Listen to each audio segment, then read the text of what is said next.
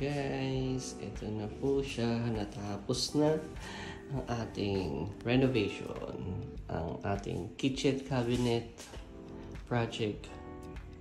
Took them 3 days to finish. Hey guys, what's up? Aaron here, and on this video, palalagyan natin ng aluminum composite panels yung ating kitchen. So, meron tayong gas range na dedicated sa area na yan. Meron siyang range hood sa ibabaw. At yung range hood, yun na yung start ng cabinet pag ganyan. Dito hanggang dito. Yan, ACP. ACP po ang ating material, which is aluminum composite panel. So, meron tayong cabinet sa taas, and ipapasarado rin natin yung ating under sink, ilalim ng ating kitchen. Palagyan natin siya ng mga pinto. So, yung design is just all white, tapos continuous yung kanyang door opener. So wala siyang hawakan na na yung kinakabit na handle. So continuous, para siyang railing. Mamaya pakita natin. So this is our second project dun sa ating contractor na gagawa ng ating kitchen cabinets. Yung first na project natin sa kanila is yung ating wardrobe. Andito po yung link doon para makita niyo yung process nila kung paano nila in-install. And this time, kitchen cabinets naman, dahil ang ganda talaga ng aluminum composite panel. Hindi siya inaanay, hindi siya kinakalawang, and punas-punas lang, malinis na ulit. Okay? So, gawa natin to ng ating B-roll. So, from this, magiging automatic na sila.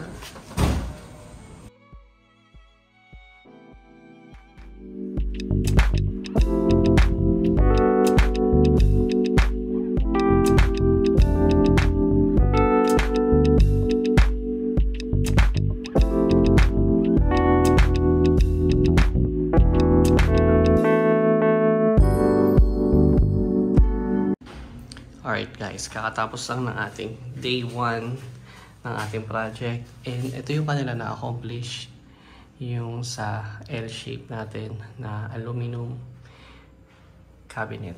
So ACP, aluminum composite panels. So ito yung kanyang framing, 1 by 1 yan, aluminum lahat yan. Yung cladding natin ACP, yun yung likod, kasi isisilant yan para sealed lahat ng ating cabinet. Okay, so tomorrow nalalagyan na nila yan ng floor, tapos yung mga closure ng divisions, and yung installation ng ating range hood dito. Yun. Okay? That's it. See you tomorrow.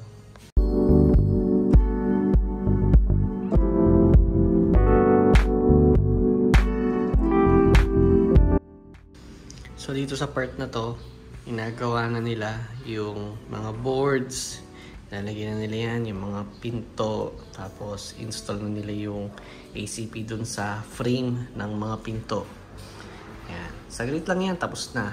And then, ito na po ang ating finished product. Yung ating finished project took them 3 days to finish. Lahat ng detalye na polish na natin. We have total of 19 doors. Okay? So, lahat yan may frame. Tapos yung ACP panel, ito mismo sa buo yan. So, cut na yan. Sukat yan. Kinat nila sa workshop nila dun sa Gentry. Tapos pagdating dito, install na lang. Lagay isa-isa. Konting adjustments. And then, okay na. Yan na. Full installed na siya. Alright? So, lahat to, 3 layers. Lahat ang nasa taas. Sa baba, layers lang tayo. Dito wala. Dito, isang layer. Dito, 2 layer. Okay? Hindi tayo nagpagawa nung may hinahatak. May mga drawer. Kasi nakakamahal yon sa costing ng project, ng mga cabinet. So, puro lang tayo. Di hydraulics lang na pinto. Tapos, yan na. Ito yung ating coffee nook with our blender and mga Milo kapigatas. Yan. So, nasa 40 to 50k yun total project cost ng kitchen cabinets natin. Similar range din yung tatanong nyo kung ganyan yung profile sa ibang contractors. Pero yung gumawa kasi sa amin, sila Sir Juvert, pangalawang project na namin sa kanila to. And satisfied kami dun sa cabinet namin na wardrobe. Yung link nung wardrobe na yun, yung paggawa nila, andun sa video na to. Dito, lagi ka dito. Click niya para mapanood nyo yung unang installation nila ng wardrobe na pinagawa namin sa kanila. And then this one, 3 days, tapos na. Alright. So, ito pala. Ayan pala yung ating French door. Ito rin yung video niyan. Ginawa ko rin ng video niyan. Sila rin gumawa niyan. Dual action yan. Panoorin nyo dito. Tapos, yun na.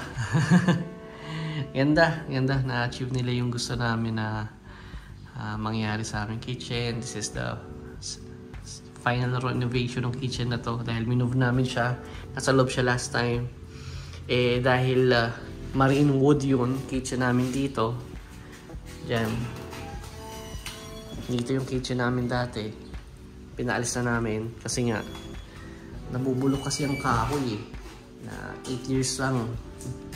Yung mga sira na yung ilalim. So we decided na sige, ACP tayo this time. Dahil yung ACP, it's made of aluminum, composite panel siya. So hindi siya inaanay.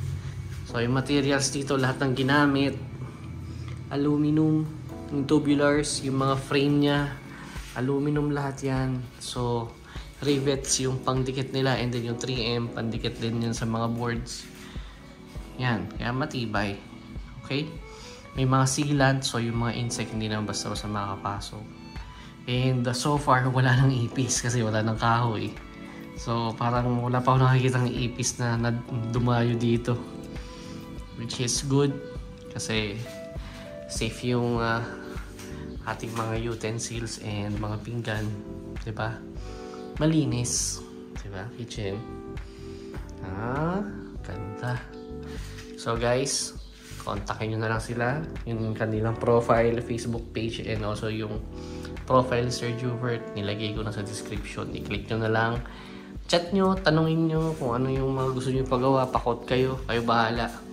Taga-Gentry sila. Gumagawa sila sa Cavite area. And minsan dumadayo sila sa Batangas and somewhere in Manila. So, yeah. Kayo na bahala sa kanila. Okay?